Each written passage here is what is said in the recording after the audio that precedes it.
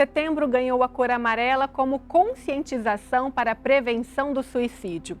O tema ainda hoje enfrenta barreiras e preconceito. O suicídio precisa ser falado, entendido e evitado. A saúde mental e o sofrimento psíquico é uma preocupação crescente. A campanha Setembro Amarelo vem lembrar sobre a necessidade de estar sempre em alerta. O suicídio é a segunda causa de mortalidade entre jovens no mundo.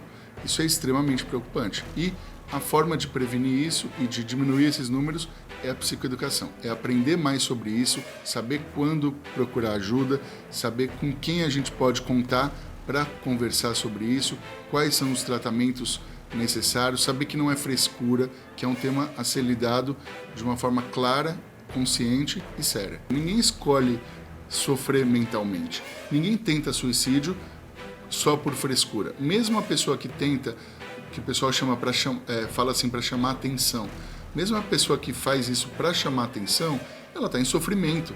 E a gente não vai ignorar o sofrimento da outra pessoa. Muitas vezes quando o paciente ele está nessa condição, ele não tem forças de procurar ajuda. Então, na verdade, é uma conscientização até para o outro, para o familiar, para o amigo, para o colega de trabalho. Na grande maioria das vezes, ela sinaliza. De alguma forma ela sinaliza, ou por frases, ou por comportamento, algumas coisas. Dificilmente a pessoa que comete o suicídio, ela não sinalizou antes. Se a gente percebe uma mudança, por exemplo, do comportamento no jovem, que passa a se isolar mais, passa a não ter mais a comunicação da forma como tinha antes, perde os amigos, demonstra falta de interesse no futuro, não consegue fazer planos, isso acende um sinal de alerta. Segundo os registros, no Brasil, em média, 38 pessoas cometem suicídio por dia. A Organização Mundial da Saúde estima que no mundo haja um caso a cada 40 segundos.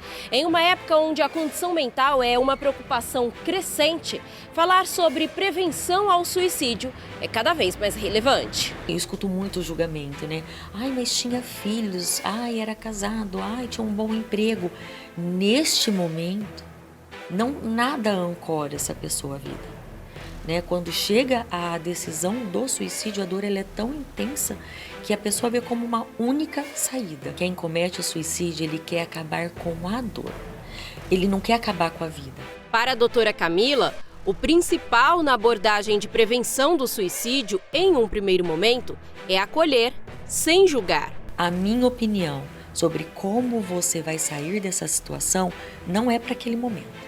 Naquele momento de escuta e de sinalização de opa, peraí, essa pessoa está me dando algum sinal, eu vou escutar, eu vou acolher sem julgamento. A depressão, a tristeza, ela é uma doença, é uma patologia mesmo, com uma desregulação às vezes de uma função neuronal. É uma doença como outra qualquer, como uma pneumonia, como uma amidalite. Então, essa questão da empatia, de entender que cada um tem uma forma, tem um enfrentamento. Cada um tem uma história de vida. Cada um teve uma infância, cada um teve uma educação. E essa questão de como lidar com os problemas da vida é uma coisa muito pessoal. Às vezes o que é muito simples para eu passar, para você é uma coisa muito complicada. Dr. Stefano explica que o segundo passo é procurar ajuda profissional, além de criar uma rede de apoio familiar a essa pessoa. Se alguém está na iminência de fazer alguma coisa contra si mesmo, a gente tem que ficar de olho o tempo todo. A gente não pode deixar aquilo acontecer. Isso não vai contra a liberdade daquela pessoa, porque esse indivíduo que está com esse tipo de pensamento, ele muito provavelmente, na imensa maioria dos casos, não tem consciência completa sobre aquilo que está fazendo.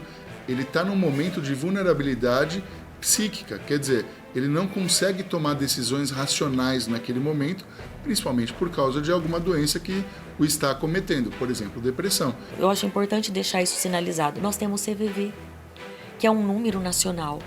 Que não sabe o que fazer, liga, vai ter alguém lá 24 horas para dar uma orientação. Não é médico, não é psicólogo, mas é alguém que está ali, que recebeu um treinamento pelo menos para orientar. A imensa maioria dos casos de suicídio são completamente evitáveis. Fabiana Mingoni para a Rede Vida.